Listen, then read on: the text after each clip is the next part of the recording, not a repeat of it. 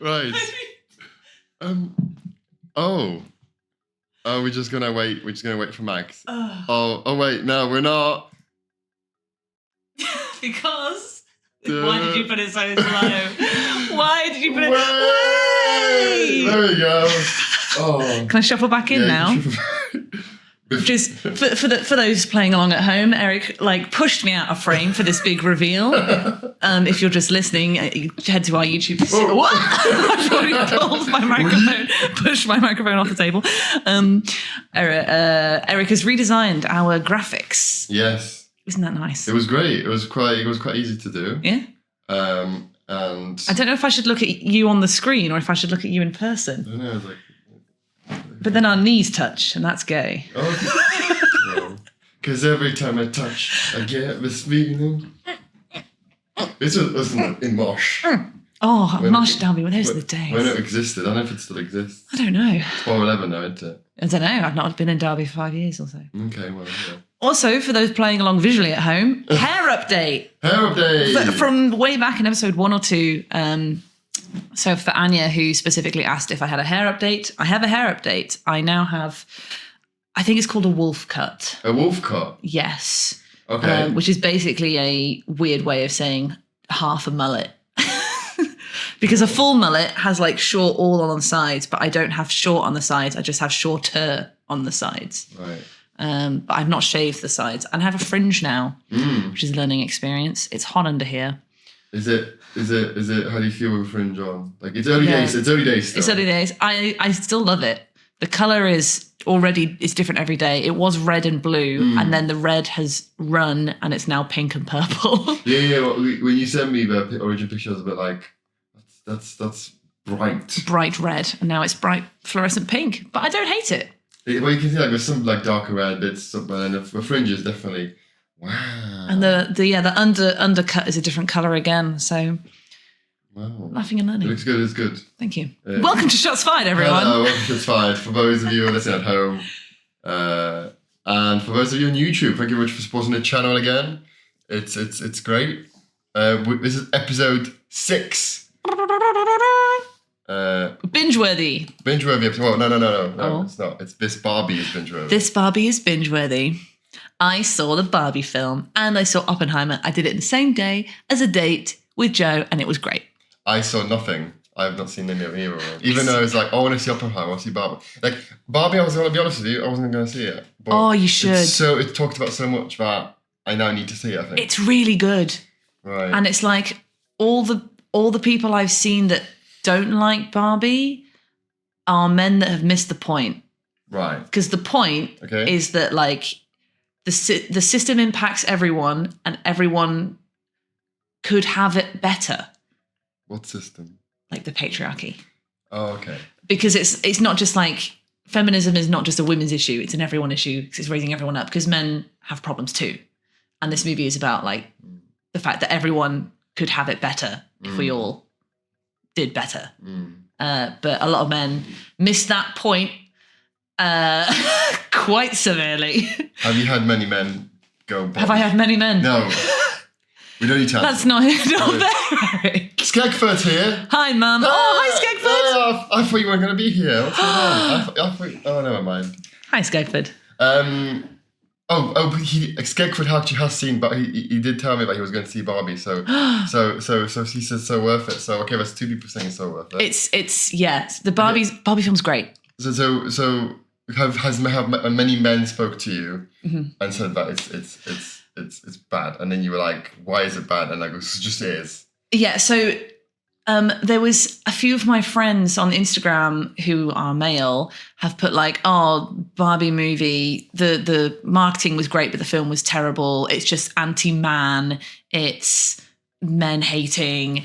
It's patriarchy hating. And I'm like, but patriarchy hating is good, but it's not man hating because men suffer as well. Yeah. And they just swinged and a miss. And also the great thing about the Barbie movie was that no one was ever going to take a Barbie movie seriously. And so it went, fuck you, we can do whatever we want.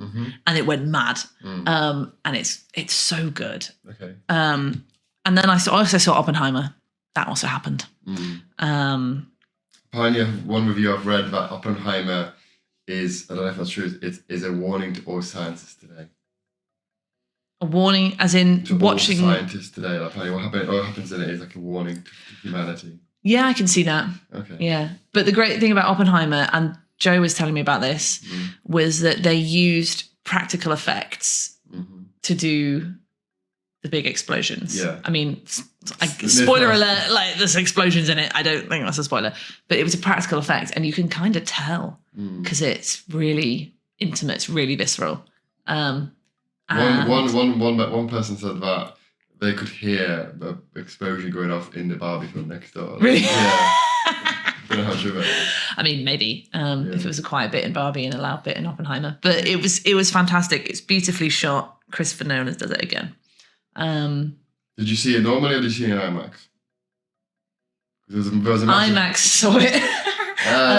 No, I saw it just in a normal cinema. It was actually quite a small screen compared to normal because we've got a small cinema near me. But it was still really good, and I would recommend both of them. They're both favourite films in different ways. Would you see them both at the same time? Like you did, would you do a Barbenheimer? It was good fun. Which orientation did you do it? We did Oppenheimer, then Barbie. That's the correct orientation. I think it's the correct way to do it because, like Oppenheimer, you're alert, you're fresh for like concentrating on the beautiful film. Yeah. And then Barbie is just like relaxing and fun and bright. Yeah. And it was they were both great. Yeah. I need to go see them. Would recommend. I need to go see them and then do a review of that. Absolutely. Yeah. How are you? I'm good. I'm very good. Yeah. We've got a car update. I'll do a quick car update. Yeah, let's do a quick. Since you've been gone. Since you've been gone. Quick car update. Since you've been gone. So, yeah. Anyway, car update. So the car, I've not had it. It's not fixed yet. I have been assured that it will be fixed by Tuesday this week, so I'm quite excited about that. And I'm gonna come onto a rant in a minute, which is gonna either. Is this gonna make or break our friendship? No, not our friendship. Okay, but that's right. The viewers. Oh. The viewers are gonna think I'm a spoiled child. Let's break them. So car update, yes. So the Camp Services in Beeston have rang me on Friday afternoon, and they're like, "Hello, Mr. Gomsky." I'm like, "Hello." He goes, "Your car, so your gearbox bearings have worn, and then the teeth on your gears have worn, and the people that are looking at it would just said that it's just cheaper to buy a new gearbox." Right. But last episode, you said that a gearbox was the most expensive part to replace. Yeah, I did. And I was like, so, sir, how much would a new gearbox cost? And the man went, £1,300. £1,300. That's just what these things cost these days. So I'm like, okay. So the thing in episode 5, I said that I needed to get new tires, a clutch, and an anti-roll bar, and also it weren't labor. So that itself, in my head calculated it was about £1,000. £1,000. Ridiculous. £1,000. So I was expecting $2,000 with a gearbox. So the only thing I've added extra was the fact that the clutch was brand new sort of thing. So it total is going to be £2,400. £2,400. Yeah. The bright side is that I saved this month £270. Okay. That's not overspending. Right. And then the university that I work at, they gave everyone in August a £500 taxable, but still a bonus. So that's nice. So I me at least £500 towards it. So, that's good. Yeah. So you're not going to be eating just rice and beans for the next month. Well, I'm gonna just pay myself back the what do you call it? The savings back. Oh, I see. I think that's what the savings are for. Is for emergency. Yeah. This is an emergency. But once that's done, that car will run to its death. To run. Say again. That once that's done, that car will run to its death. Hopefully. Brilliant. Yeah. So I could drive to London more. Yeah. Drive to London. So that's that one. So my rant. Oh God, here we go. Whew. People are going to think I'm spoiled. People think I'm going to think... Your microphone level just went straight into red when you did that. People are going to think I'm spoiled. People are going to think I'm entitled, whatever. I don't care.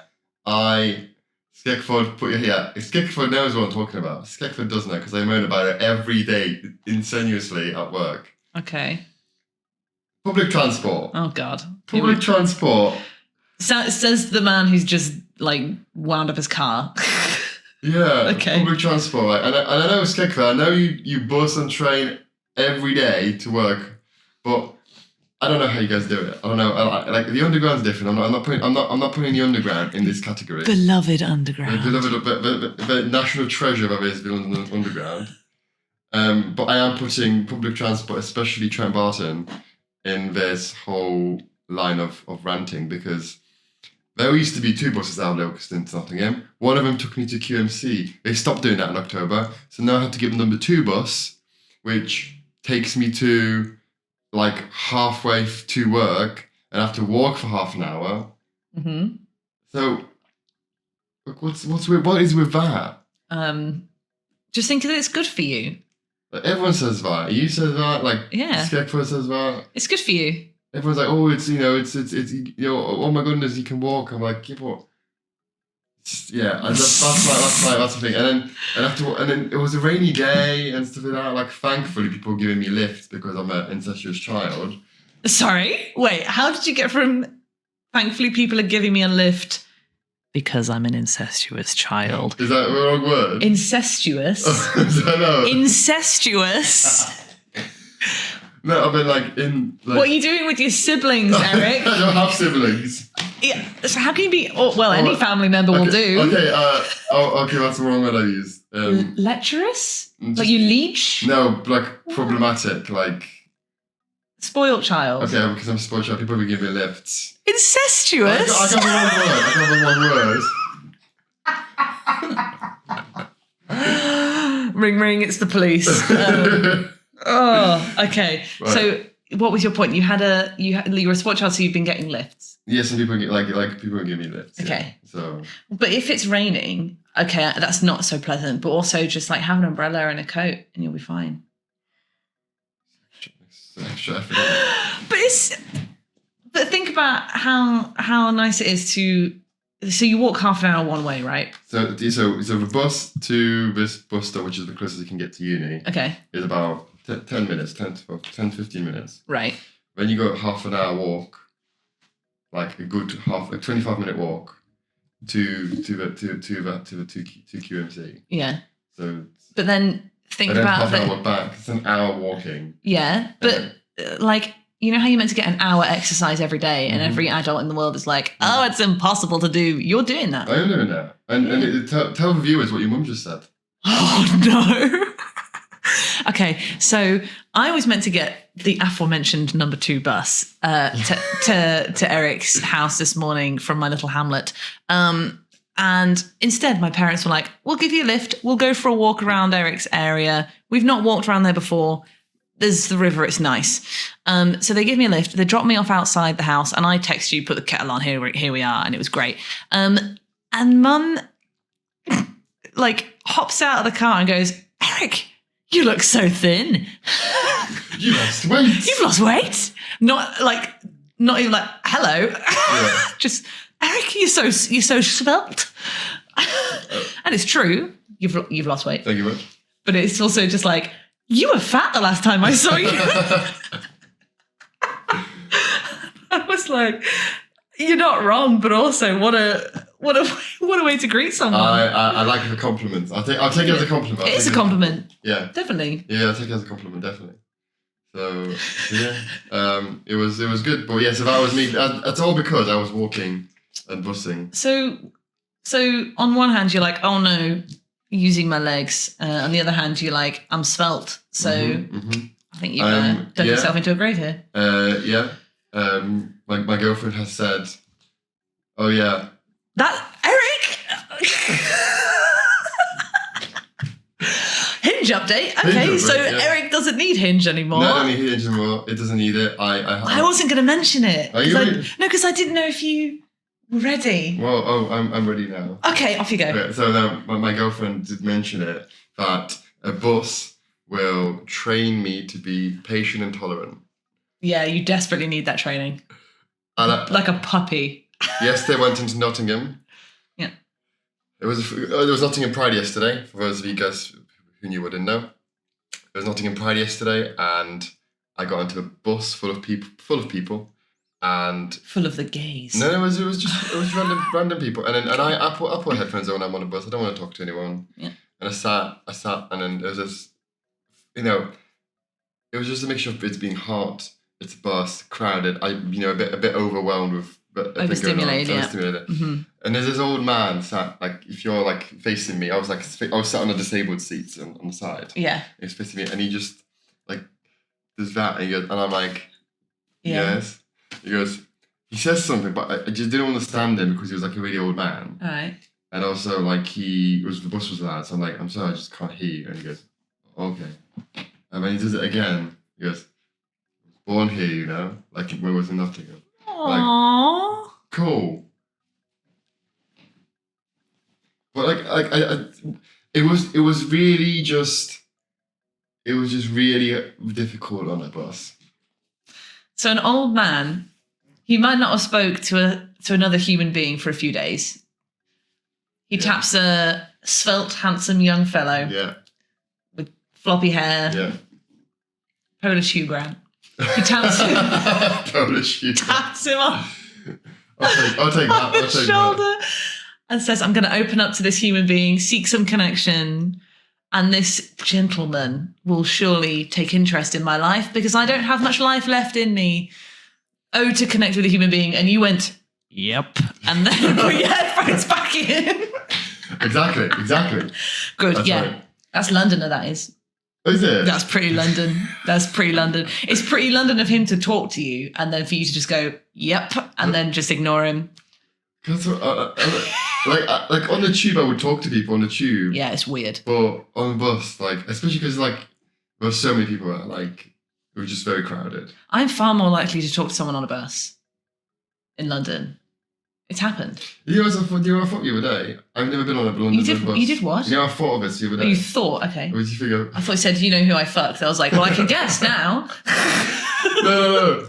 I've never been on a red bus. Yeah. Ever. Oh. I've been when I go to London, I can see it's always underground. It is, yeah. It's just easy. I'll take you on a bus next time if you like. Is it longer? Well, it depends where you're going.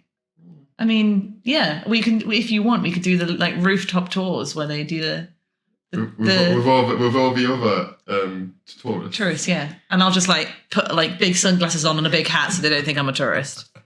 Yeah, they'll think I'm famous. Oh, okay. It's a fun thing to do on the tube. Yeah, I mean we are definitely famous. We're binge-worthy now. We're binge-worthy. This Barbie's binge-worthy. Six episodes. Yeah, I completely lost track of what we were talking about. You had a girlfriend. I do have a girlfriend. Yeah. That's a. It's big step. Big step. Are we naming? Yeah, we can name.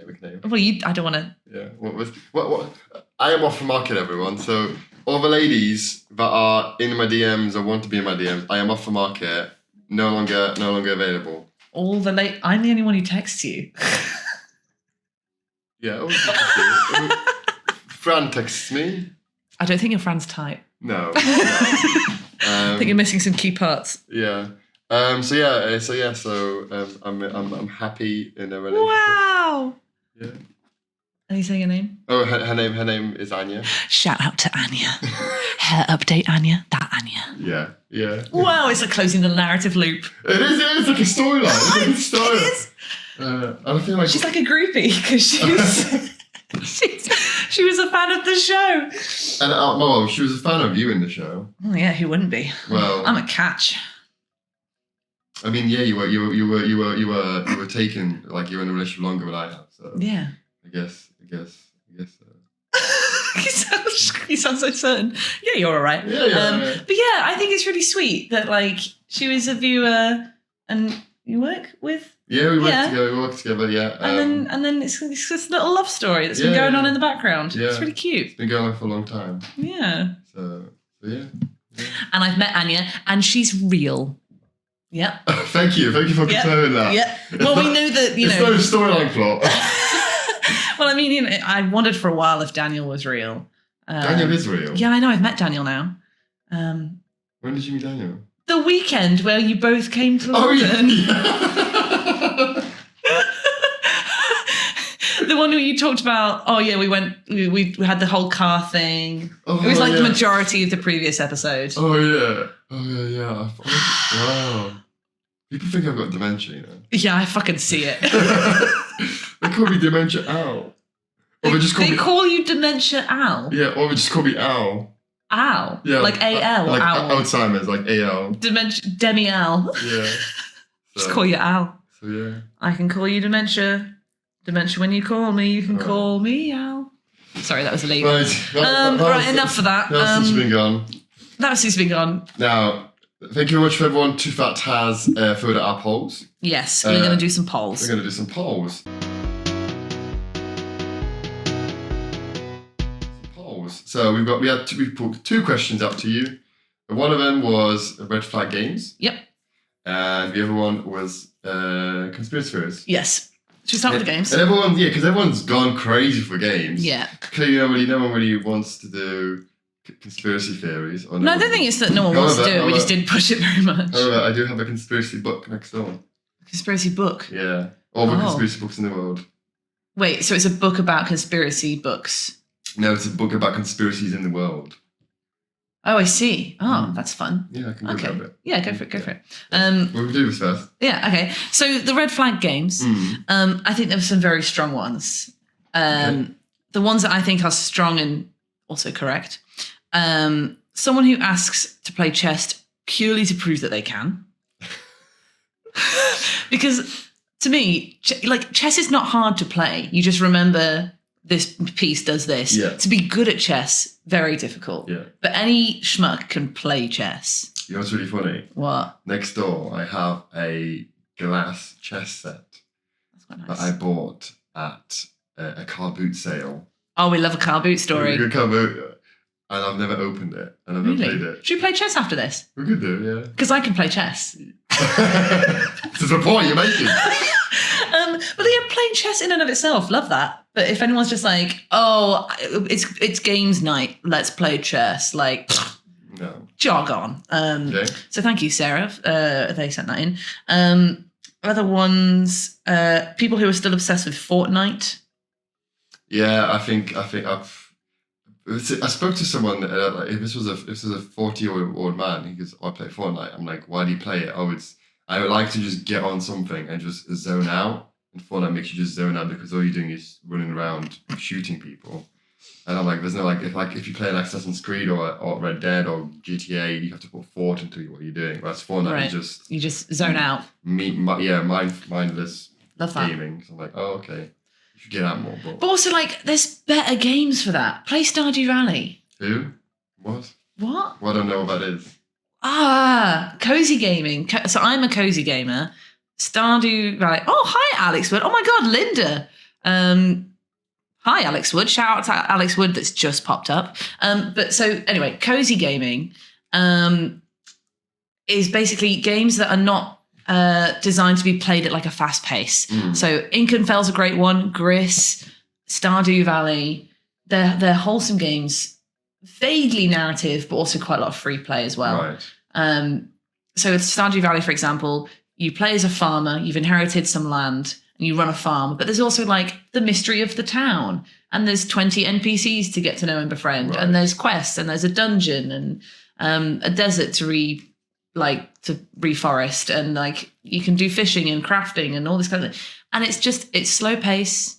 There's combat in it because you go into the dungeon and kill slime balls, but it's not like fight for your life. So we go yes from Skekford. There you go. Wholesome as heck, exactly. So if you have a game that is to switch off and relax, there's so many games that are great for that.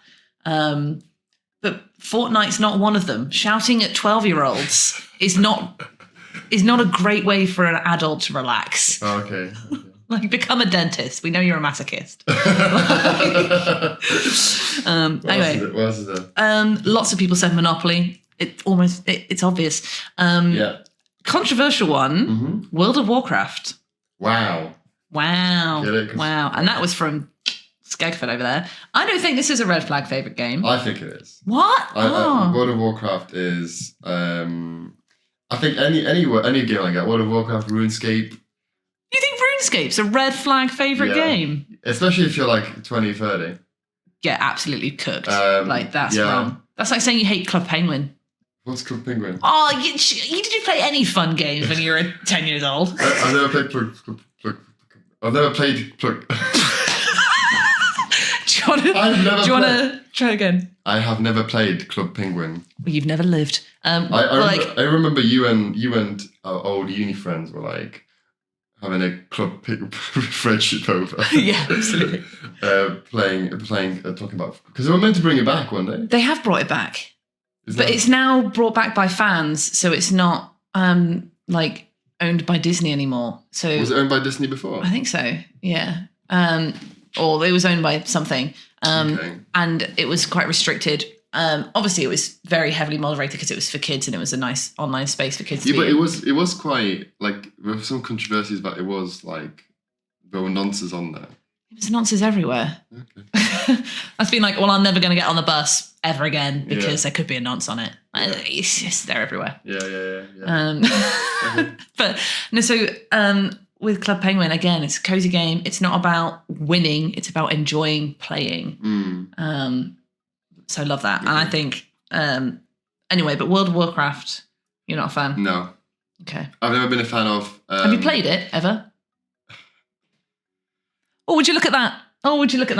I've never played it, but I've seen people play it, and it's not... I don't think it's a game that I would enjoy. It's judging books by its cover, man. Just because Henry Cavill likes World of Warcraft. No, he likes Warhammer.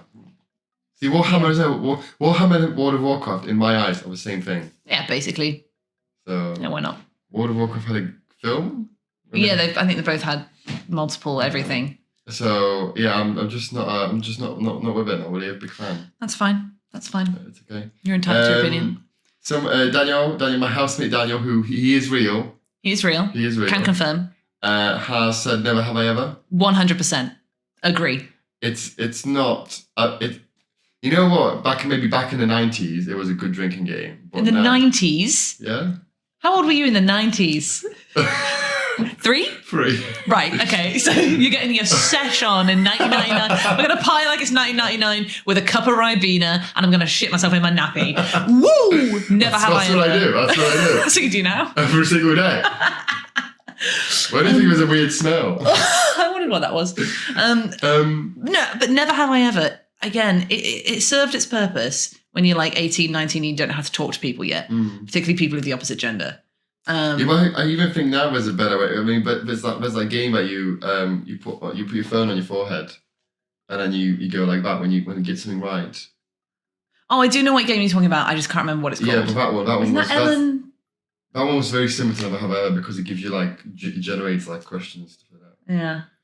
But I feel like again, there's just better games for achieving the same purpose because the only reason anyone plays Never Have I Ever is to see what smutty things people have done. Yeah. Because the first round is always like the fake round where everyone's like, never have I ever been late to class. Ooh. Like, never have I ever lied about doing my homework. Ooh. And then some mad friend will be like, never have I ever done cat. Or like, and then you're like, right, here we go. Yeah, never have I ever been to prison. And it's like, why are you asking that? And also people who ask those really out there questions are like, never have I been to prison, takes the biggest drink of their life and then waits for people to ask them about it. Like, get in the bin. Yeah. Daniel is right. But when you get over, when you after, because I think as you say, 18 is a big one where you put, never have I had sex. When you're into your 20s and 30s, everyone has that.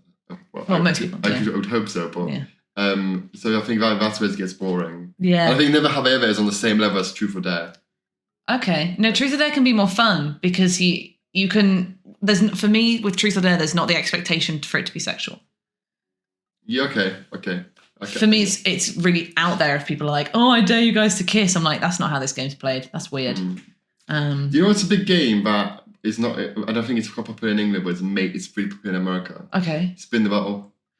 Yeah. And I think that's a very American popular game. I don't think I've never been to a party and they go, let's play Spin the Bottle. No, I don't think I have either. So that's a good thought. Yeah. What other red flag favourite things? Not knowing how to play Uno.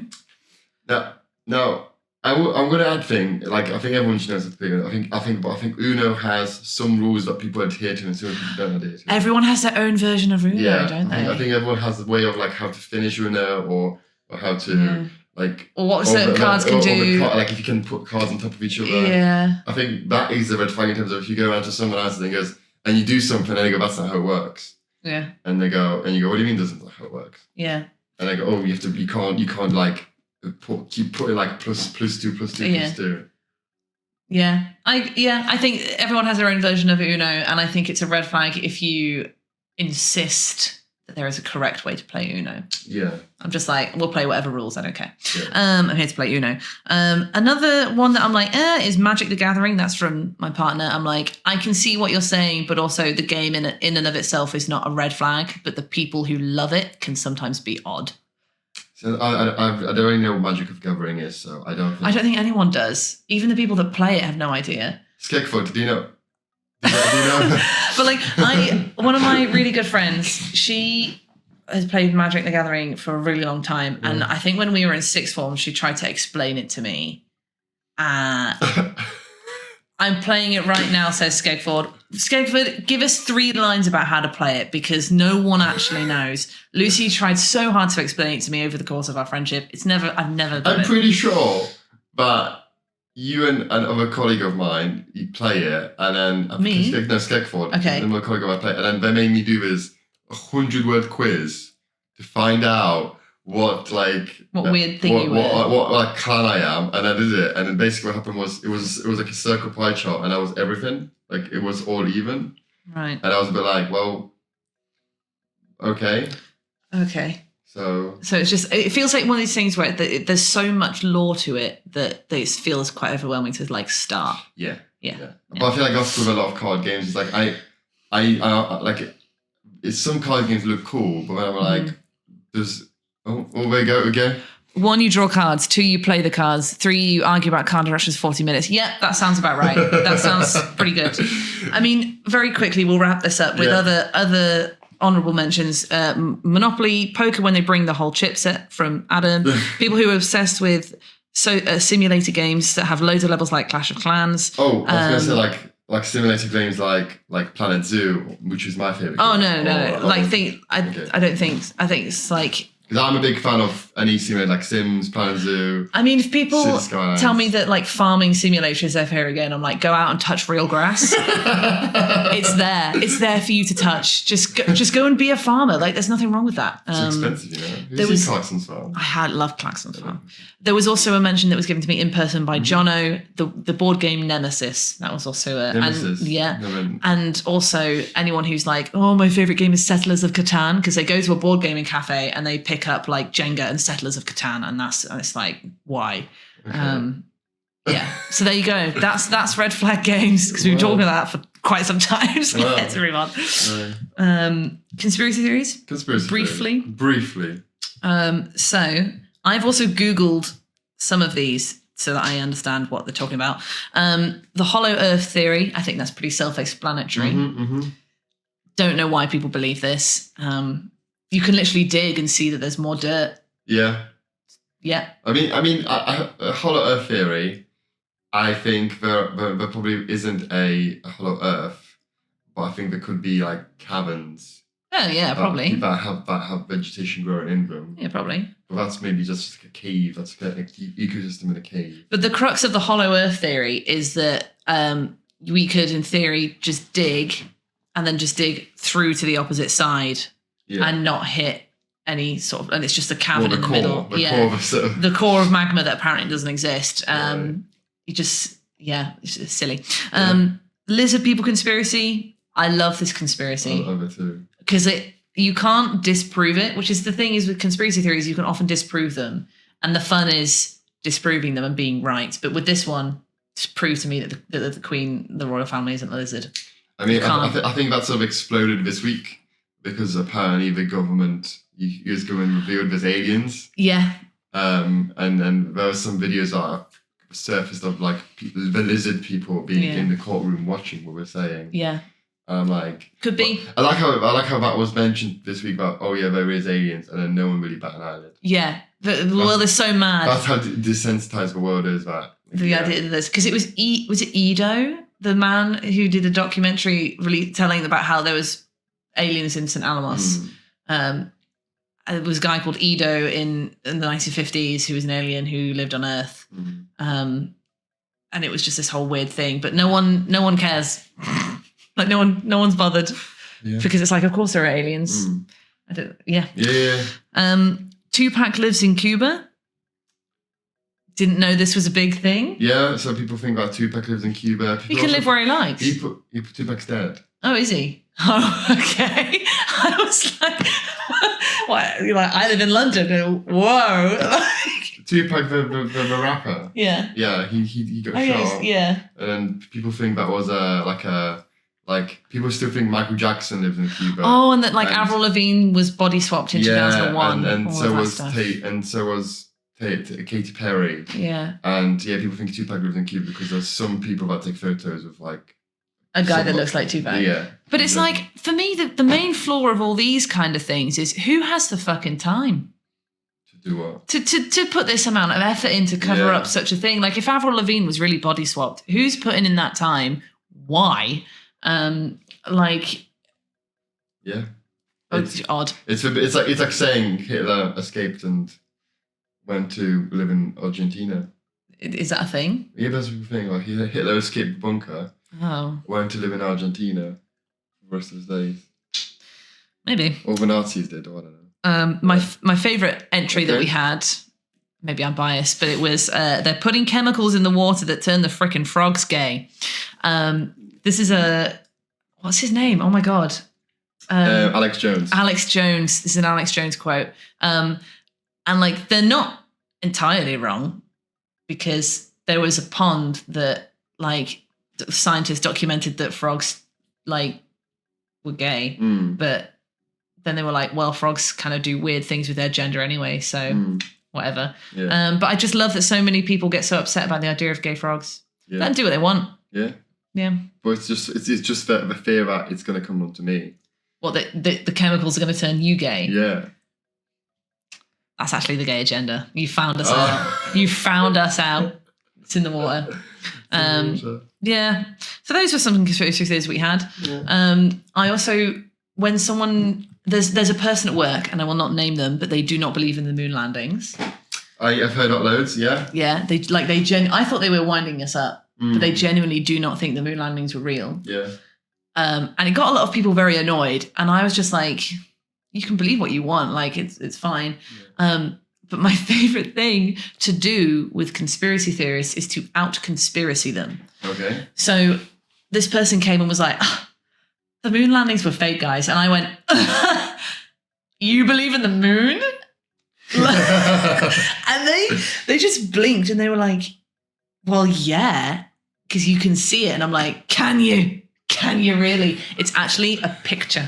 We're in a giant dome, and I just off the dome just made up some rubbish, and they were like, "Wow, that's a bit mad." And I'm like, "It's all the research is there, all the facts are there, waiting for you to find them." And they were like, "You know what? It really is, isn't it?" And I'm like, "Oh shit!" I don't believe you. Yeah. So now I think they don't believe in the moon anymore. But it's just a great reaction to out conspiracy the conspiracy theorists. Oh yeah, it's I don't know what else I would say. If I did another one. Yeah. What?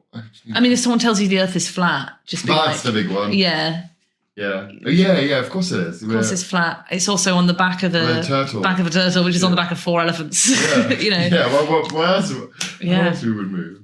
Yeah. If you can see it, you can see it's all straight. It's not doesn't curve. And look, this apple on my desk doesn't roll. Yeah.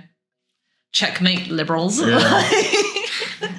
Anyway, so that was conspiracies, but we got onto the topic of ghosts. Yeah. That we were talking about. The only reason I got talking about that because we spoke about. I saw a TikTok about ghosts on the tube. Yeah. And I was a bit like, are there ghosts on the tube? I was like, of course there are ghosts on the tube. Max, is there a ghost on the tube? Yeah. Have you experienced that?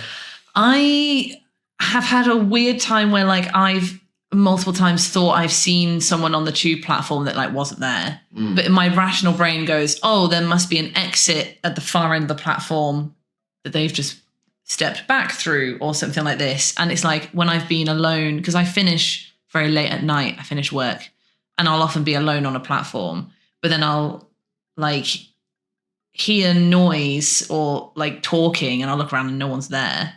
And it feels like it has to be quite loud talking because if I can hear it, it has to be quite loud. But there's like no one there.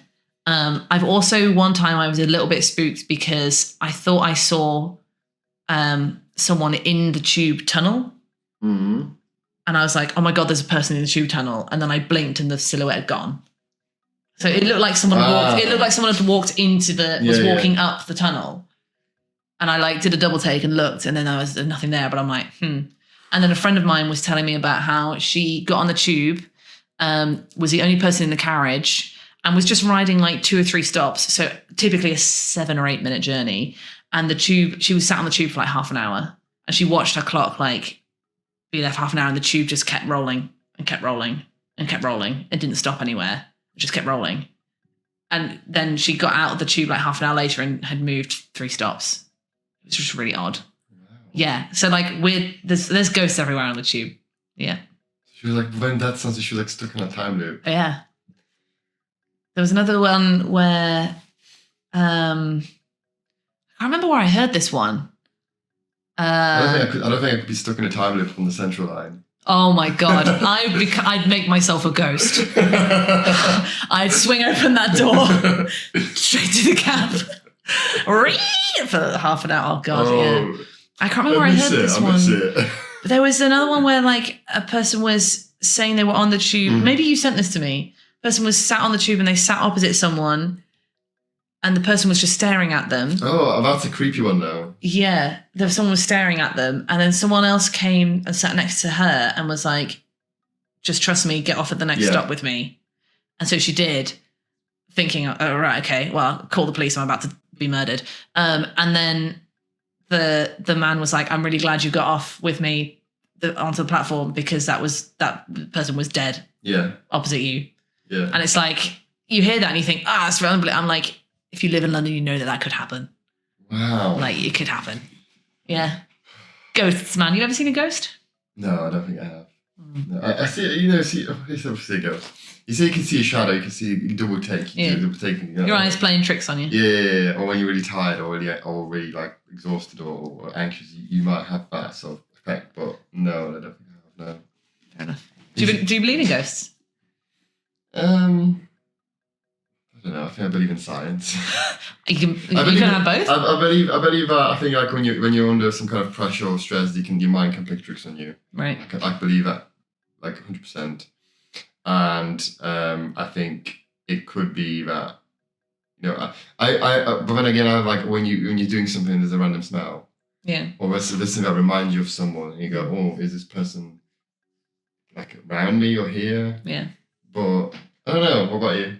I think I do in a way because so like magic has always just been things that science can't explain yet. Like that's throughout history. That's kind of how that's worked. And like witches were burned at the stake for like witchcraft, but actually they were just really good at using plants to not make people die. Yeah. But that was magic. But it was just science people didn't know yet. But like, who's to say that the explanation is that when you're really tired, say there's some sort of plane that we share that has like the spiritual plane on it. Who's to say that when you're really tired or exhausted or under stressed, you can shift through that? Why not? And maybe there's certain points, maybe they say there's haunted places. Maybe there's certain points where like there's that spiritual energy and all gathered in one place. I don't know. I feel like I'm completely open to the idea of ghosts and spirits and stuff. Yeah. Like I want to be proven wrong. Yeah. But I don't know. It just like if the people that want to be ghosts and are really like, oh, I hope this person can like come and visit me. Yeah, I don't think that's the thing. No.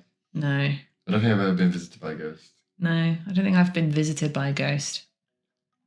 That's a lie. I'm lying to you. I'm lying to you. Really? Oh yeah, I need to tell you this story. Oh my God. So, okay. So This is a 180. This is a 180. Oh. So Visual I have in my living room the glass table. Literally, yeah. You have a glass table, yeah. Yeah. And I used to leave my keys on the table here when I was on my own. I lived on my own. Yeah. And I live on my own, and it's a very quiet street. You don't hear any, youths or anything like that at night. It's dead quiet. You just sleep. Anyway, when I was to go to bed, and in the past, the living room was here, so the table was here, and my bedroom is above me. Yeah. I could hear my car keys banging on the on the table. The glass table. Oh my God. It was just like banging like this. Yeah. I could hear that for the longest time at night. You didn't go and investigate? No. I was like, why? Well, first of all, why ghosts waking me up at night? I'm sleeping. It's just funny, isn't it? What else are they gonna do? And it was doing that constantly. Yeah. And then I went, and I left. I went on holiday, and I came back. Never heard again. Oh. Maybe the ghost got lonely and sad and thought you'd left and moved on somewhere else. Maybe, yeah. But it was just weird because then I came back. But the most creepiest thing, ladies and gentlemen, is that I came down on another day, and I did this. I tried to replicate the sound, right? And I did. It was the same sound. Okay. So it was just my keys being like banged. Yeah. And I did it, and then it was the keys. Like, so it was the sound never changed. Right. So, what was causing it to be? What was causing it? I don't know. Ghosts, man. Ghosts.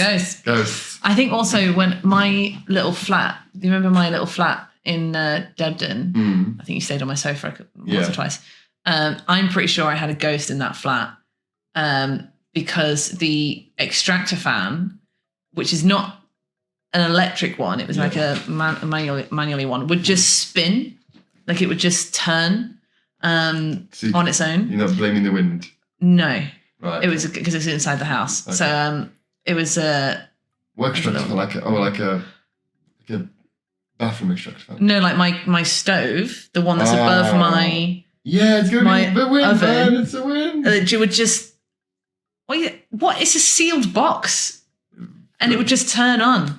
And then you'd hear all sorts of noises and stuff that weren't my neighbours. It was just it was odd. Yeah, okay. I think ghosts Were you ever scared? Not really, because I don't believe that ghosts at all could harm people. Because if ghosts could harm people, there would be no white people left.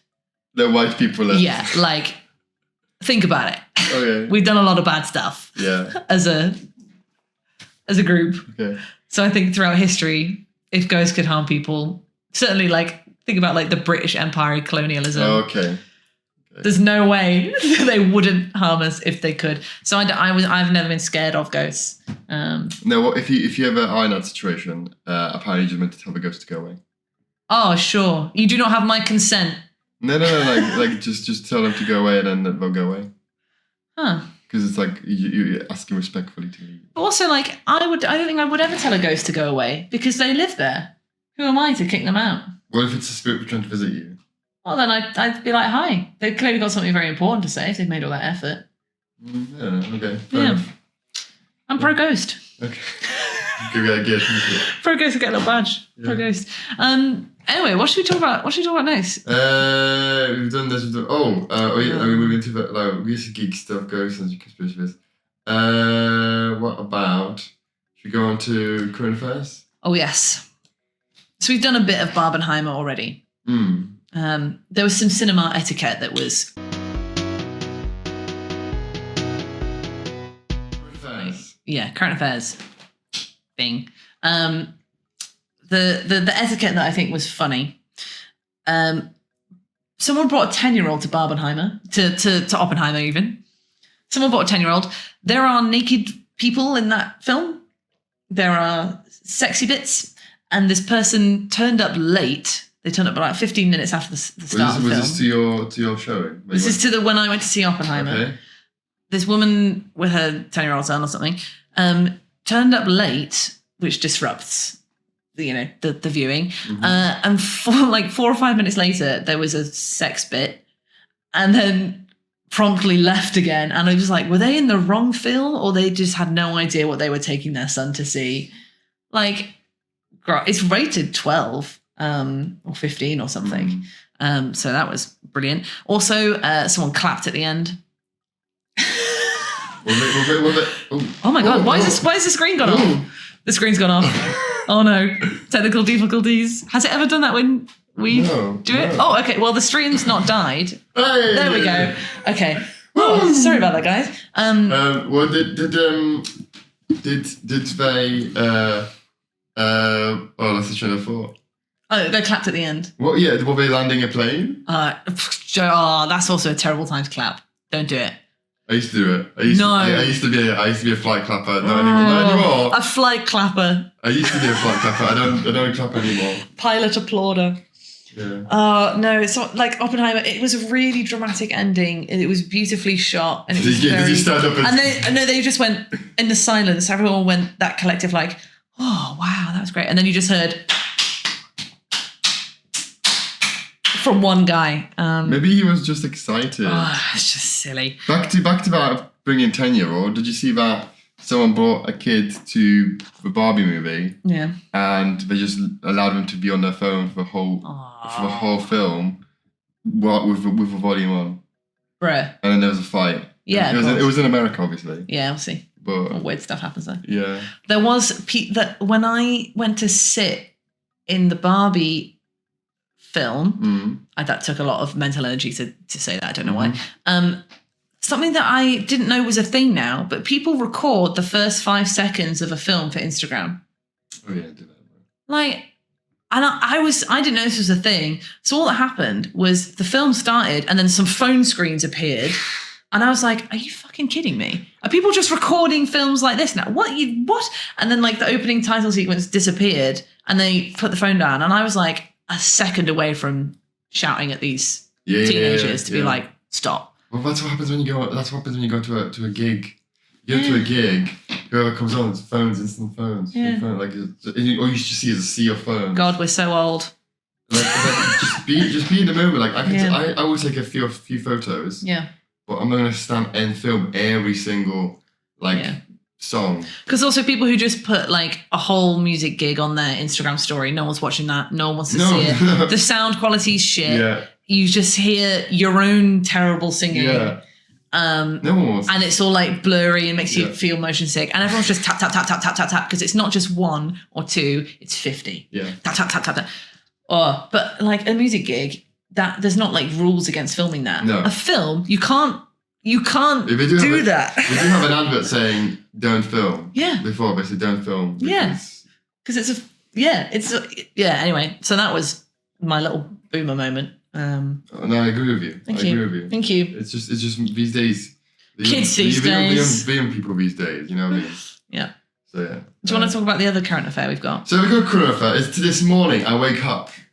The moment I wake up. And I'm on my phone and I'm like, what is this? Where's my Twitter logo?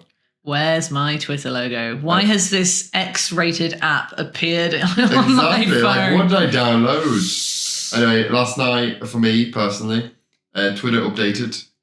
So now the logo is not the Twitter logo, it's now an X. Just an X. And I know about this, obviously, because it was announced this week that Elon Musk has rebranded Twitter to be called X. And their new tweets are not going to be called tweets, they're going to be called... Zeets. Zeets. X-E-E-T-S. Right. Zeets. Zeets. Now... And you're a zeeter. If you zeet. Okay. The verb to zeet is done by an adverb, the zeeter. It's awful. And the app is the same. Like the app hasn't changed. It's just the logo has changed. Yeah, because also they haven't done a mass rollout where everything changes at once. Everything's smoothly like it was one brand, now it's another. It's just the logo that's changed and the name that's changed, and they're slowly changing all of the official things. All of the brand recognizability of Twitter has just gone like that. It's just instantly gone. And also, all of the official Twitter accounts were called like Twitter Politics or Twitter Art. Now they're X Politics and X Art. And the one that was Twitter Videos. Oh. Oh, X video. Go on, Elon. I fucking dare you. No one tell him. Don't let him Google it. Don't tell him. It's too funny. Does someone not stop him? This man can't be stopped. This child cannot be stopped. Does someone go like, Elon, this is not really a good idea? This is bad. Yeah. I mean, but yeah, people have been fired. So many people have been fired. Twitter has tanked in terms of profits because of. And also, loads of people have just left the app, as we talked about in previous episodes. Yeah. The Tumblr migration. But are you using what's it called, the Facebook alternative, Threads? Oh no, I'm not downloading Threads. That's scary as hell. Why? Because the consents that you have to give to consent to use the app, like, you know, that no one reads terms and conditions. Yeah. They're like, they can access everything in your phone. They can access your health app data. They can access your like gallery and your phone calls and everything, with the idea of like, oh, you can upload a photo to Threads. You need to give gallery access. Yes. But they've also got a little clause. It's like, when the app isn't open, it's still running in the background. So it's still having access to all your files. And also to delete Threads, you cannot uninstall Threads. You have to delete your entire Instagram profile in order to get rid of Threads. Do not download Threads. Too fucking late. No, Eric, no. Might want to look into that. Yeah, Threads is not good. And it's like, but no one's using it. That's me, like, yeah, because people know it's dangerous. No one's using it. Like, I've never had a hype of anyone go, oh, I'm on Threads. No. It's not good. It's not safe. It's also banned in a lot of the EU. It's banned in the EU because it infringes on GDPR. But since Britain has left the EU, like, we don't have to live by that rule anymore, which is bad because, like, it's banned in Europe for data infringement, and it's like, oh, let's not do that. Let's not have that. Thanks. Yeah. Because you're not really on social media. No, I try not to be. I have Instagram. I vaguely enjoy Instagram. Tumblr, love Tumblr because it's my fandom and my art, and there's loads of creative people on Tumblr. Like Good Omens has recently dropped season 2 on Friday. Hooray! I know, like, there's nothing been. No one's talked about it, and then it's like it's all over Tumblr because that's where they go. That's where they are. And Neil Gaiman, who like wrote it and produced it, he talks to people on Tumblr. Like, you can just send him a DM and he'll just chat to you. Right. Like, there's so much less of a sort of wall separation between artists and consumers. So I really enjoy Tumblr. And then I'm on TikTok because I hate myself, I guess. Like, I sink my time and my mental health into TikTok. Okay. But I uninstalled Facebook. I've uninstalled Twitter now. I think I'm going to try and get off TikTok. I do this every few months where I'm like, I spend too much time on this, I'm going to uninstall it. And then I'm like, I need some dopamine, so I reinstall it. And it's a negative cycle. Yeah. Yeah. Whereas I'm on everything. You're on everything. Yeah. Facebook, correct. Reddit. No, Reddit. Not Reddit. No, okay. I never go into Reddit. Yeah. My friend Andy has, but I never got into Reddit. I mean, Reddit's dead now anyway, so. Yeah. Twitter's on its way out. Yeah, I'm on Twitter. Yeah. But Twitter, I'm on professionally. Right. I'm like, I treat Twitter like I treat LinkedIn. That's the thing. Oh, I have a LinkedIn as well. Yeah. That's a social media. LinkedIn is social media. Yeah. But also with Twitter, I used it for theatre stuff, for work, for professional stuff. But I actually found that all I was doing on it was searching like hashtag hiring, hashtag directing, or whatever I was interested in. And I can just do that on LinkedIn. Like, and there's other sites for artists, so it's not great. Yeah. But I was talking to Joe because I was like, I was really interested to see what has Twitter's like, well, X's. Yeah.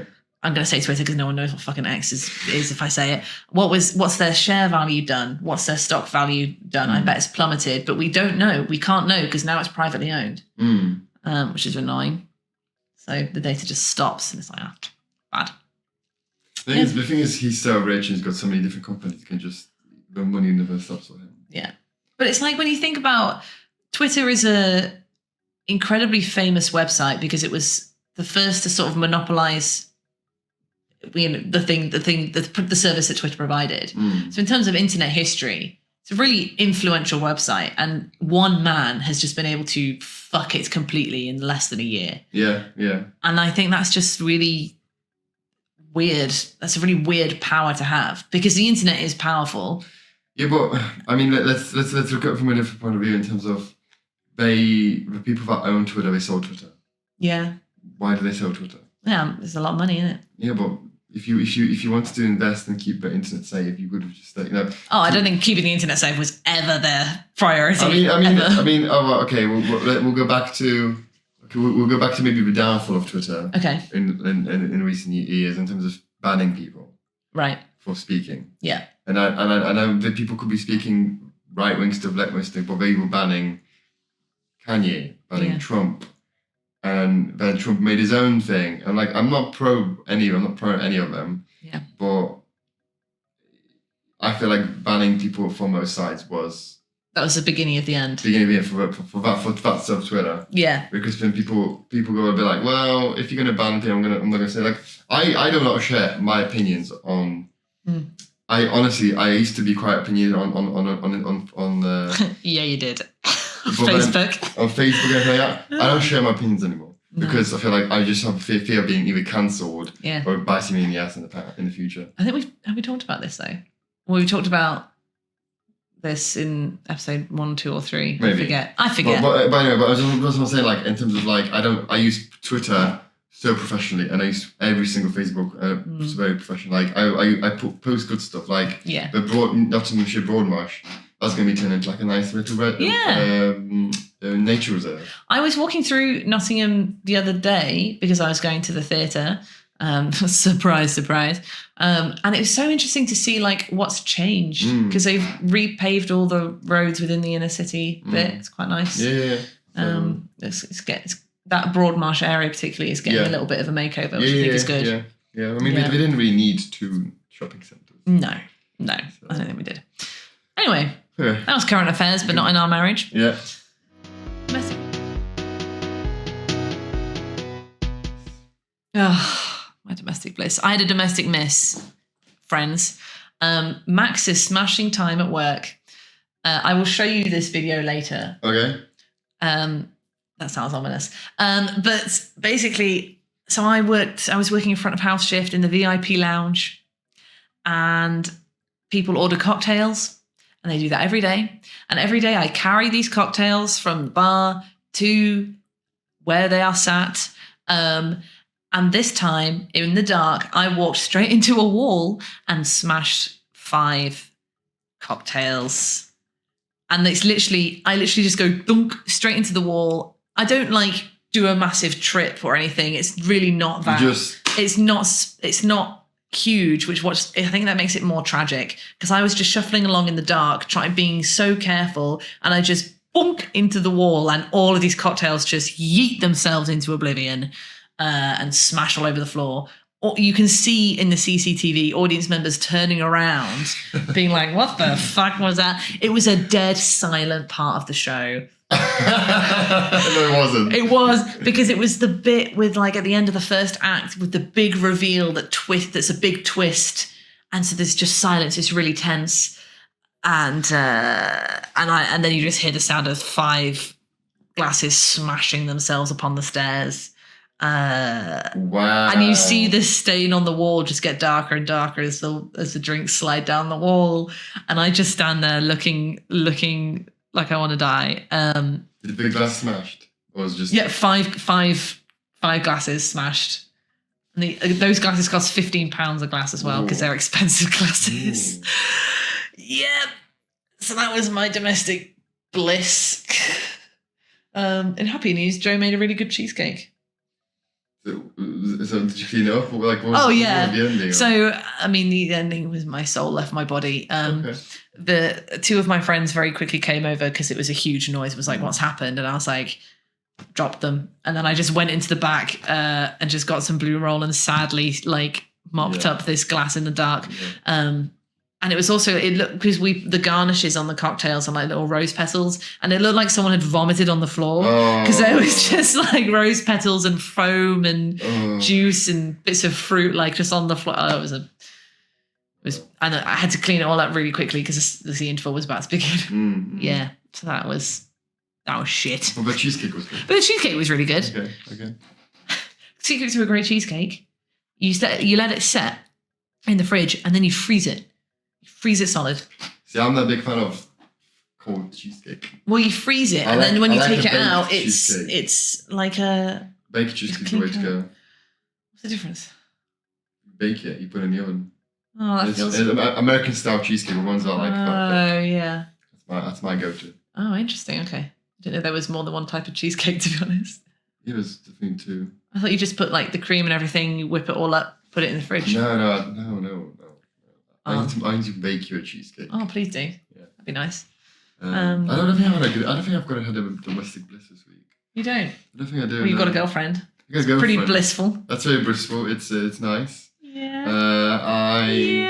What else have I done this week? Oh, domestic. Okay, that's a domestic bliss. So currently at work we have got summer school students. Okay. And basically 16-year-olds that they need summer school for the GCSEs or A levels. Oh, okay, right. Like prep for A levels. Yeah. So right. it's summer holidays for them. They need things, and that's a domestic bliss is that little like time spending with them to not inspire them, but just show them how to do things in science. Yeah.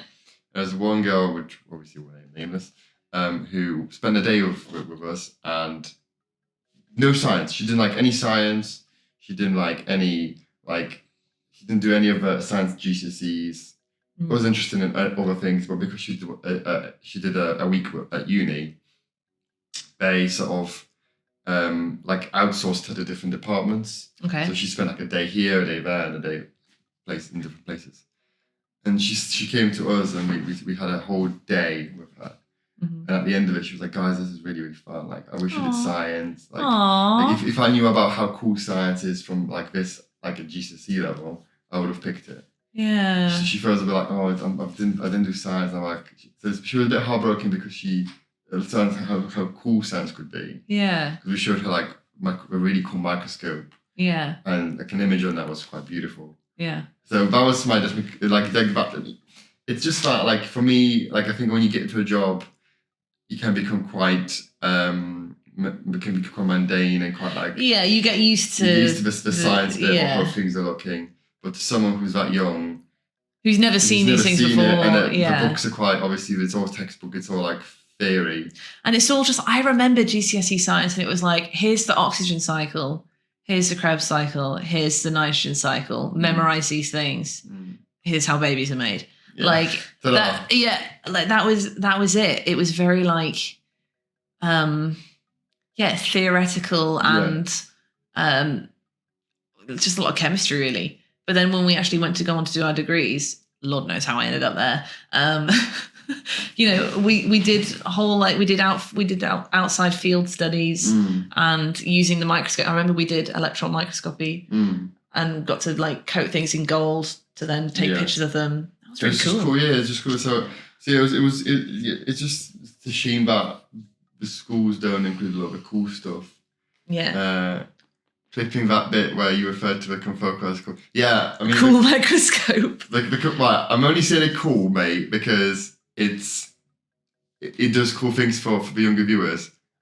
For context, because you've not given context, Skegford has given us a comment, clipping that bit where you referred to the confocal microscope as a cool microscope. Yeah, because at work, I hate... I don't hate a lot of things, Max. Okay. I don't hate That's a lie, but carry on.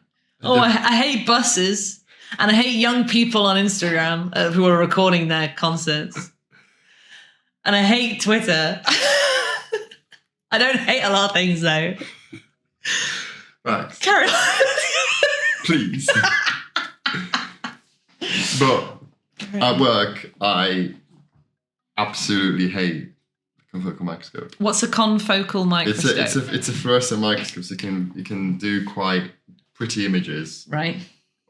By taking a picture of it. Nice. But it's just such a ball ache to work. Is it not very user friendly? No.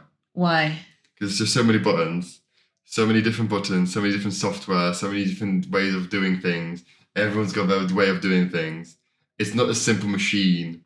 And people also misuse it in terms of they don't need to use it. They can just use a standard microscope, but because it's a confocal microscope. So you're jealous of the attention that the confocal microscope receives, because that's the vibe I'm getting. You're like, bloody microscope, getting all the people to take pictures of it. The microscope, honestly, no, it's that's it. Skegford has confirmed that Eric is just jealous of the attention that the microscope can receive. It's just everybody wants to use it every single day. I'm like, I'm going to have to train people on it. But use me. I can do it for you with my normal, boring microscope. Nail on the head, Max. Well, yeah. Right, Skegford. We'll have words. But no, it's like there are better pieces of machinery in that place than that confocal microscope. Like you. Like me, or the Zeta viewer. What's a Zeta viewer? It's a nanoparticle analyzing machine that you use to analyze extracellular vesicles. Extracellular vesicles. Yeah, like here comes a plug. Yeah.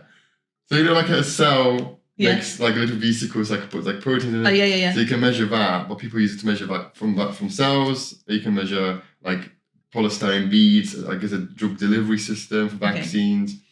Much more interesting and much more cool to use than a confocal microscope, in my opinion. I mean, I think the confocal microscope sounds pretty cool. Which one would you, if you were to use, which one would you? I'd want to use both, because I imagine you use them both for different things. Yeah. Right. I mean, the one that I can imagine more is the confocal. That's one I feel like I can understand more. Yeah, because that is just a microscope. Yeah. A fancy microscope. Right. But what's the other one? A microscope that measures... That's another fancy microscope. But it measures size of things. Or electric potential. Electric potential. Yeah, like electromagnetic potential. I feel like I'd use the first one. Wow. It's 1 to confocal, 0 to Zeta viewer. Maybe I need to use them and then I'd decide. Just bring one in for next time. Oh yeah. Yeah. Are these like the size of a bus or something? It's big. It's probably the size of 2 of these tables. Okay, that's pretty big. It's like but from here to the wall, that's how big the table is. That's a pretty big microscope. Yeah. For taking pictures of very small things. Like 70 grand. Wow. It's very more than that, maybe. I'll put it on my Christmas list. Yeah. Yeah. What would you use it for?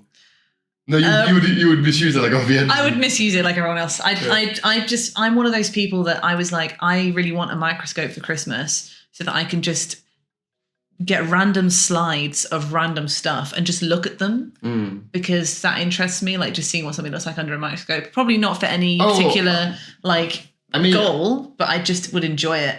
I mean, the pictures it takes are stunning. Yeah. Like it can take, like you can stain your different parts of your cell, like the membrane or the matrix or the nucleus there with different stains. And then you take a photo of it, and then you can visualize those into like a 3D image. That sounds great. So why'd you hate it? Do. You just got so passionate about, you can take really cool images on it. Because I'm passionate about science. Yeah. Not because of a microscope. Okay. But like, okay, that's fine. What? It's fine. It's a tool. It's a tool to use. Yeah. So why do you hate it that other people love it? Just do. Just hate it. Because you're Xena microscope. Zeta viewer. Xena. That's just a tool. Yeah, but it's a great tool. Yeah, they're both good. Anyway. I can't even pipette properly, so I remember when we were in labs. I think we were in 3rd year by this point. Dr. Oh my God, long hair, plaited beard, plaited mustache. Dennis. Dave G. Dave G. Hi, Dave. Sorry. I remember he was like, "Do not break the pipetta clicker. Twist it this way, not the other way. Click it like this, not like that. Do not break them; they're expensive." And I was like, "Right, yeah, got it. That's important." I broke 3 in one lab because and then my confidence was shot because I was like, well, I'm too stupid to use this. Flip the table. See, I'm very patient. I have patience and tolerance. Yeah. Of people students using them. Yeah, I just felt really bad that I'd broken his pipetta clicker. So I lost all my confidence in the lab. Yeah. Come for work experience open. I mean, it's the reason that I did my dissertation was in butterflies and not in lab, which is actually what I wanted to do. But I just didn't have any confidence in the lab. Confidence grows. Yeah. Unless you break all the shit. Yeah. David gets mad. Yeah. Well, he wasn't mad, actually. He was very cool about it, but I was anxious and young and felt like I'd ruined everything. No. Yeah. Lol. It's okay. I bet I'd like the confocal or the Zeta viewer. Yes. There we go. Maybe I'd like them. Yeah. Even though there's lots of buttons. The Zeta viewer tells you what to do. Okay, so you like being told what to do. Yeah, the Zeta like insert water, insert. Does the Zeta viewer speak? No. Does it have a woman's voice? No. I am the Zeta viewer actually, because I tell people to like insert water now. But surely the other one's just a microscope. You just press a button, take picture. No. What me and Skegford talk about is that when we train people, we go, now this is the ritual because you need to press buttons in a certain order. Yeah. For it to work. Yeah, that sounds great. What? Just remember the order if it's the same every time. It is the same. That's great. You need to press the buttons in every order. Yeah. To make it work. Yeah. So it's just do that. Well, Zeta viewer, it just tells you what to do. Yeah, but you press buttons in the same order every day to use your computer. It's the same thing. Can we move on to domestic bliss? We've done domestic bliss. No, wait, the other one. We're not doing that. So yeah. So last week, we'll leave in that. Skegford, this is deep. Yeah. God forbid you press. I mean, you use your phone the same way every day. It's pressing buttons in a certain order. Maybe I will change my mind about the confocal microscope one day. I think you should forgive the confocal microscope for the attention it receives. It can't help being a babe magnet. Tell us about wine and cheese jobs. So this is we could call this the backstory of Max and Eric's friendship. Because I think we mentioned it last week that we used to work together. Yeah. We did. We used to work together at a place called the Wine and Cheese Emporium, Derby. Yes, and it was hilarious. I think it was probably one of my funniest jobs I've ever worked. Yeah. So the story goes that during Christmas, it was like a pop-up shop in Derby selling you a variety of cheeses. I think it was 12 cheeses. Cheese, yeah. 12 cheeses. Cheese. And this is gonna be the story's gonna. Would you like to buy some cheese? It was like 12 different cheeses, and then sadly one wine. Yeah, Rib Shack Red. Rib Shack Red, which you can buy from Iceland for £6. Yeah, but we sold it for 30. Yeah. £30 a bottle. It's good wine. Good wine. Yeah. Very good wine. It's my favourite wine. It's good wine. I remember when when we left that job, we took a bottle of Rib Shack Red with us, and then you opened it, drank a little bit, and then kept the bottle for like 6 months. And then when we revamped Shots Fired the first time, we drank that vinegar wine and nearly we nearly projectile vomited. There is video of this. It was old ass wine. It was like 6-week-old wine. It was months old. And because I opened it, drank a bit, put it back in. I thought wine lasts. Not once it's opened. I don't know that. You worked in a wine shop. So you can see the kind of vibe that we took this job very seriously. We used to work with three of our friends at the time. Yeah. And one of them was the manager. Chloe was the manager. And it was just so funny. It was just such a funny environment because we used to like label things together, like clothes open together. And it was like anyone you worked with, you were just working with a friend. Yeah. Because it was Elsky, me, you, Chloe was the manager. And the blonde dude. Blonde dude. What's his name? Who was that? I remember he was blonde. Oh my God, Charlie Rose. Charlie Rose worked there with me. Maybe he didn't work with you. Did you work there for 2 years? Yeah, I worked there multiple times. I worked only there once. You did once, okay. What was his name? Who was the blonde guy? I can't even remember his face. Tom? Was that like the... Was it Tom? I don't know. Anyway, he worked for It was another guy. Yeah. Um, He was a mutual friend, but yeah.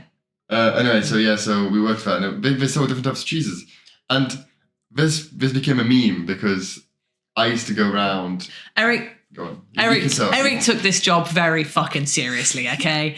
Like, the vibe was you sat behind the counter, rich people would come in, pretend to be interested in cheese so they could try the free samples, and then they'd do like the sweep and then leave. And we also didn't just sell wine and cheese, we also sold like shit tat. Like Christmas gift. Yeah, like Peaky Blinders merchandise. So much Peaky. It was when Peaky Blinders was the thing. Yeah, crackers and bottle openers. Everything like stocking fillers. Yeah, Elf on the Shelf kind of just crap that you just have in your house. Yeah. Or you regift. Yeah, a lot of that. But the chutney was quite nice. The chutney was nice. What wasn't nice is picking the crackers out of a chutney. Oh yeah.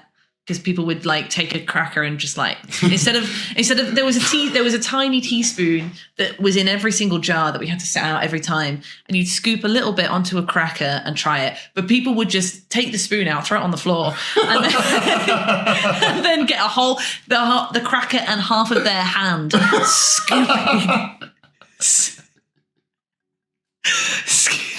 scooping a claw of chutney and then putting the whole thing in their mouth, the whole fist in their mouth. Oh, like that. And then they go back for more. Oh, I didn't quite get to try that. Or they just go into a different jar. And mix the flavours. Yeah, and we'd be like, careful, that one's spicy, take a little bit, and they go, righto, and then scoop their whole fucking hand into this jar. Always hot. And there'd be people who would like have a meltdown, they'd be crying because it's really spicy chutney. And we'd be like, would you like to try a gin, because we did gin samples as well. Would you like a gin sample to wash that down? They'd be like, yeah, I think I might need 5 or 6 or 7. People took a fucking piss, and then they would and then they'd be like, they'd recover from the chili chutney and be like, yeah, it's not bad, I'll have a little bit more. And yeah. And then I remember distinctly one person taking the teaspoon, scooping chutney, and then just putting the spoon in. And then back in the jar it went. And so we couldn't sell that, or we couldn't use that for samples, because they just like spooned chutney directly into their mouth instead of like picking up the crackers that we'd put right next to the jar for their convenience. Anyway, Eric took this job really seriously. And he would like, in Lush, when people... I was a Lushie, so I'm allowed to say this. They go to me and be like, hi, my name's Max. I'm a Scorpio with a rising Capricorn moon, and I'd love to help you out today. I'm not, but I'd say that. Just let me know if I can get you anything. Let me know if I can pay your mortgage. If you'd like me to walk your dog. If you'd like me to fix your marriage, whatever, because Lush does premium service. Eric took this approach to to selling cheese. And someone would walk in 0.5 seconds later.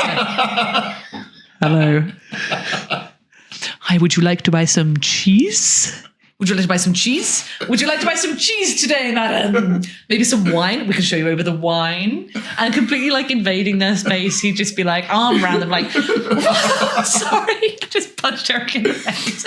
He'd just be like, let me show you. Let me show you our array of wine. We have one for you to choose from. One. We have one, but we have 800 bottles of it. Stacked floor to ceiling. For you to look at.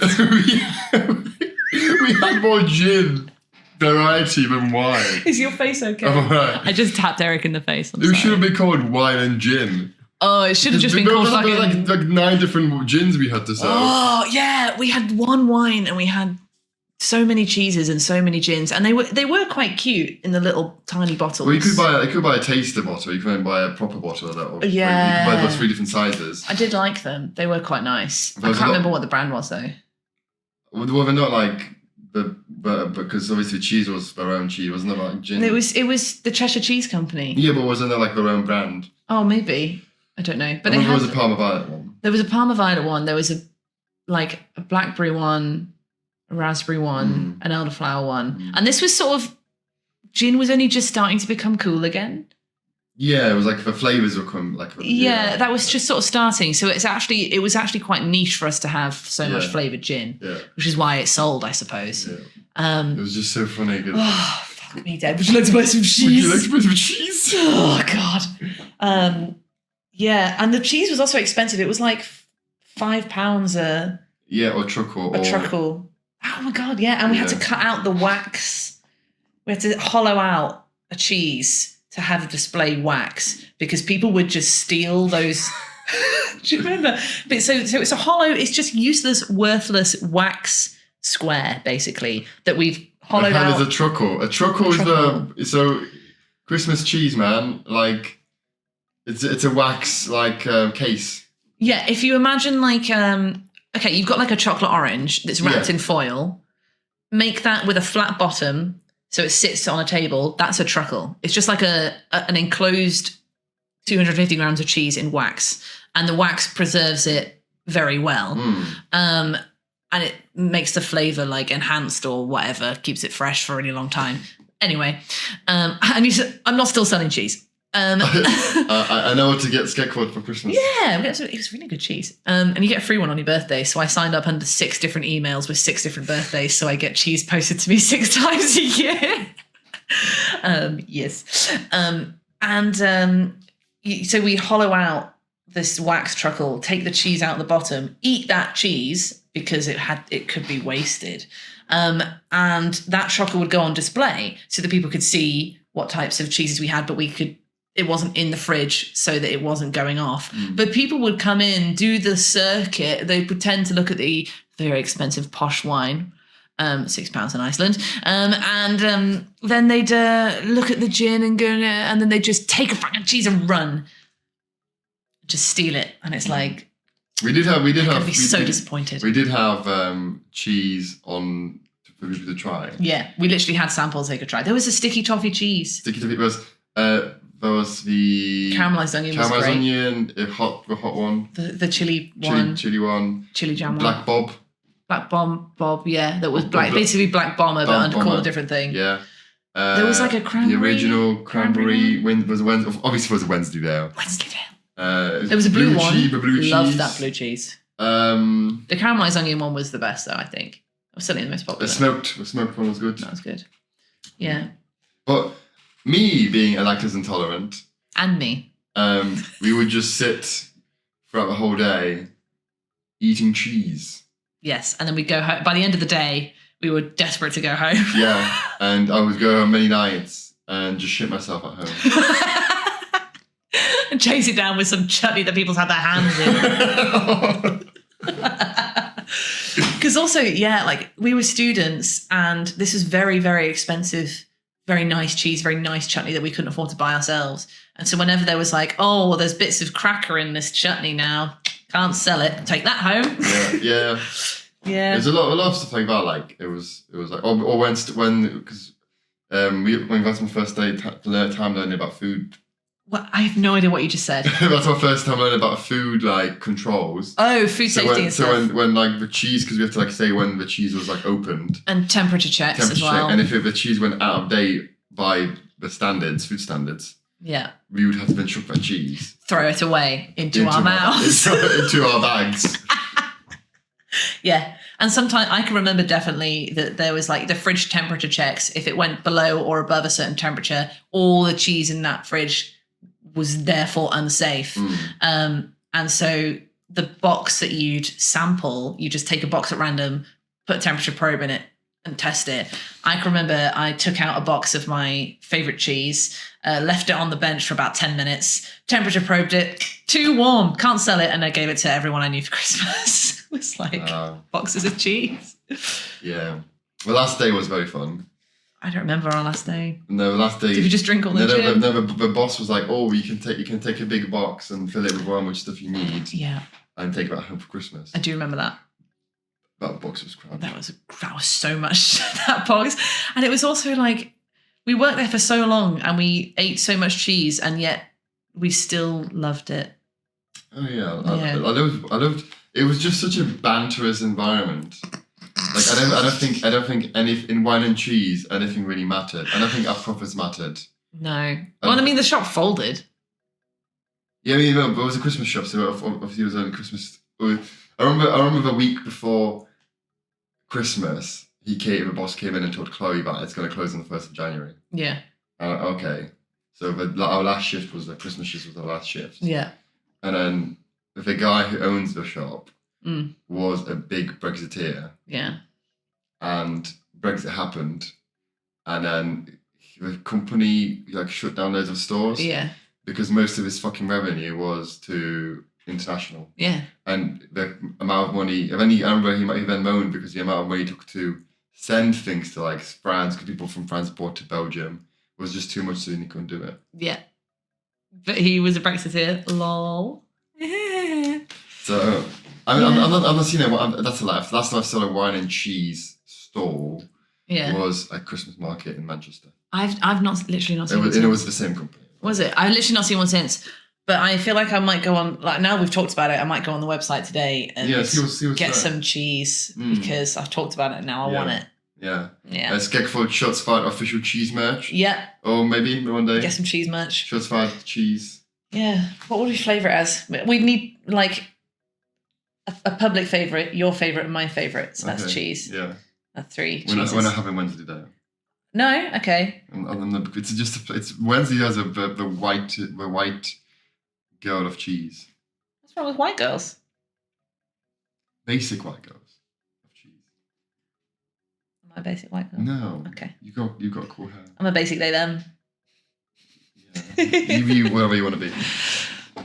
They them. Yeah. Well, that was wine and cheese. The reason we were talking about this, lol, was because we mentioned it very offhand last time. Said we would talk about it. I then forgot about it, but then someone asked me. There you go. So there you go. Now you know all about why we were talking about wine and cheese shop. And now you know everyone knows would you like to buy some cheese? Would you like to buy some cheese? Well, because that became a whole thing after it finished. Yeah. Everywhere we went. Because it wasn't just the phrase and the way you said it. It was your customer service voice that were you just would talk normally like you do now. And then it's like you grew an extra foot taller and your dick grew an extra foot longer. You'd be like, would you like to buy some cheese? Cheese, please. I buy some cheese. It was a lot and it was great. And then it just... And I became almost a cheese expert, even though Yeah, you did. You got very into the chemistry of the cheese. Yeah, you smell that, whatever. Yeah, you were like, the bouquet of this cheese. And I'd just be like, it's red. Yeah. I think you have to sell cheese. Yeah, you did. You were very good at selling it, to be fair. You probably kept that company afloat for a lot longer than it would have been if you hadn't been there. Yeah. But you were right. You were right in terms of as soon as that person stepped into that shop, I'd be like, straight away. You're gonna buy some cheese. You have some cheese today. And there was also the bundle boxes that were not actually a great deal, but people can't do maths, and so they thought they were. So the bottle was. This is odd. We're getting loads of bots talking on our chat. We're officially binge-worthy. That's what happens now. Yay, bots! Yay. Thanks, bots. No, we will not sign up to your OnlyFans. Anyway, the boxes was like a £30 bottle of wine, 2 truckles of cheese, and a mini gin and a chutney or something. Crackers. Yeah, for £50. Ooh, and it's but if you bought them all individually, it's £50. Yeah.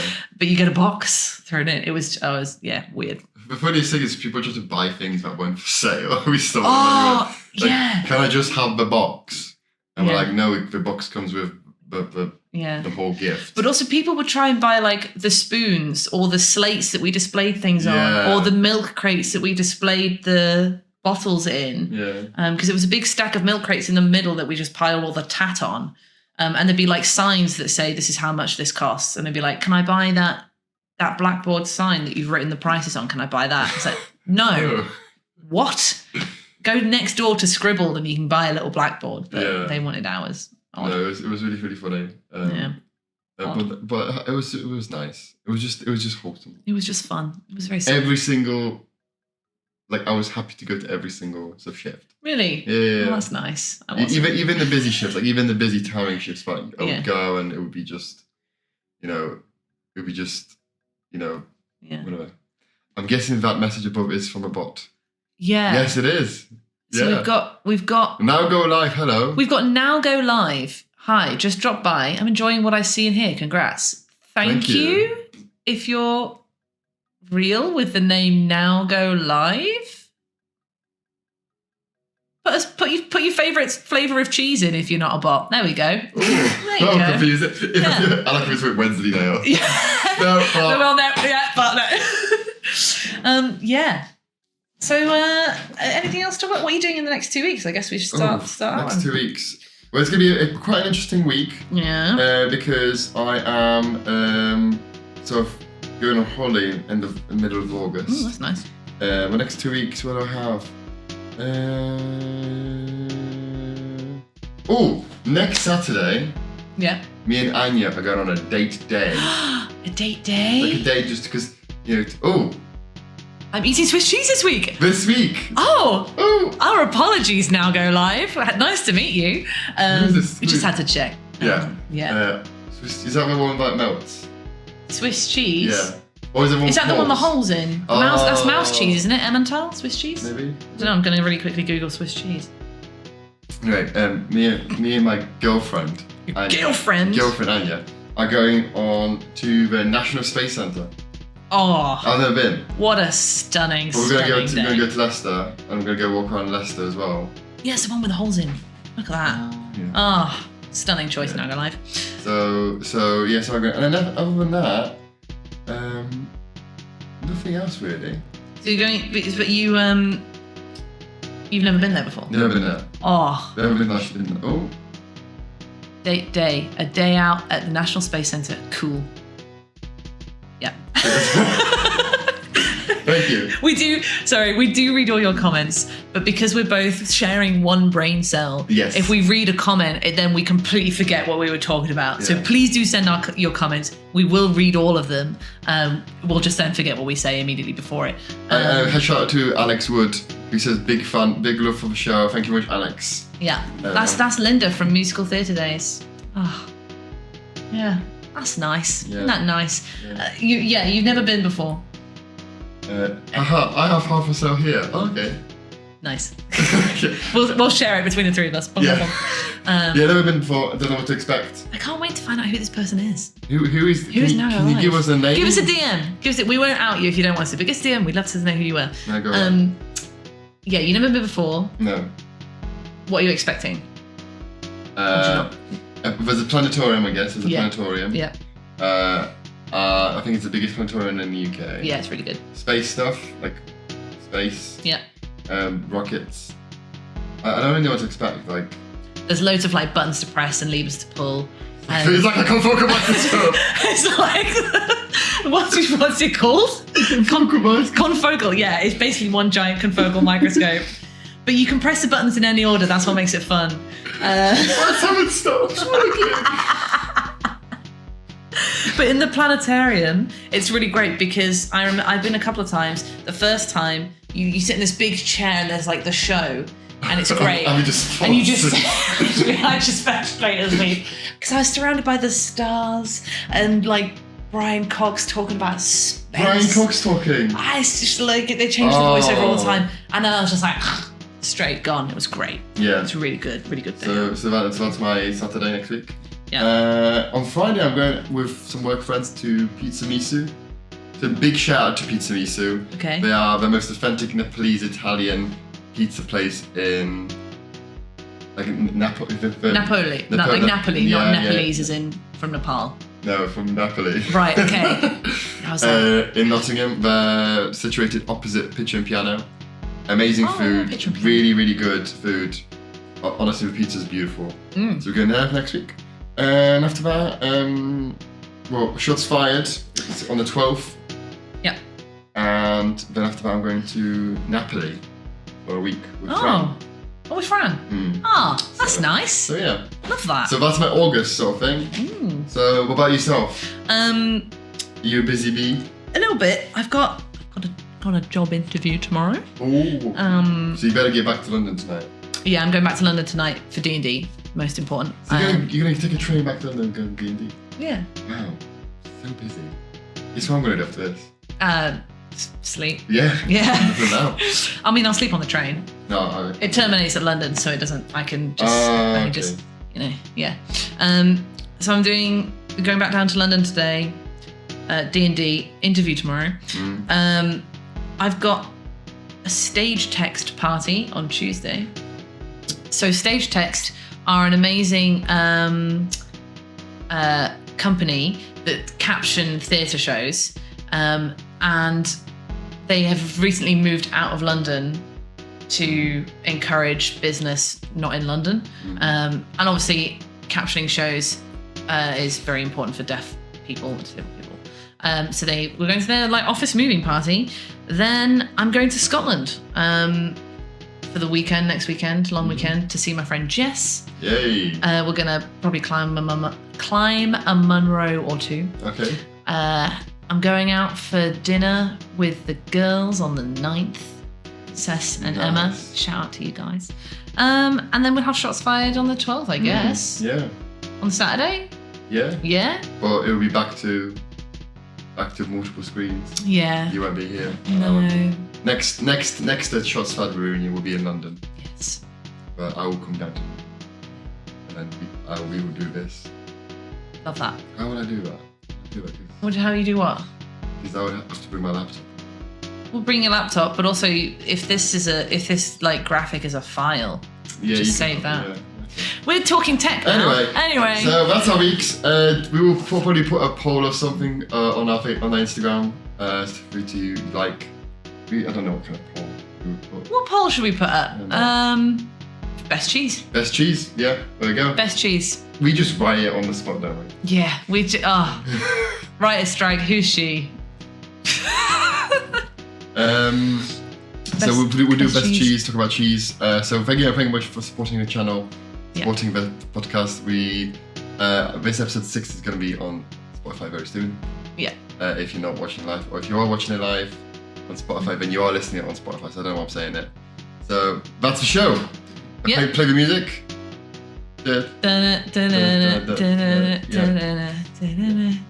what it sounds? No, that's our old music. That's oh my god, that's University Shots Fired. Oh. I need to find that old. That's another one. We should put a poll out whether the people want us to re-upload Shots Fired. I don't want us to re-upload. Not the original one. Oh, okay. The one we tried to restart. Oh God, okay. Because that one was, although I'll probably edit it so that it doesn't do Oh God, it's so long. We didn't know what we were doing. I mean, we barely know what we're doing now, but yeah, I mean, we could give it a go. We'll put a poll out because if people don't want to see it, we don't okay. do it. But we will do it so that it's like fancy like this. Oh, well, we'll sex it up a bit. Yeah. Cool. Yeah. Okay. Right. So with 2 polls, please engage. Yeah. And we shall see you next week. Thanks very much for watching, everyone. Thank you for people who commented. For the person who said, can't hear the music, we haven't put it in, it goes on in post for the edit for Spotify. Yes. So, thanks very much, everyone. Yep. I have been Ergonomsky. And I've been Max Sutherland. Live from Nottingham. See you later. Bye! Is it that? Is it?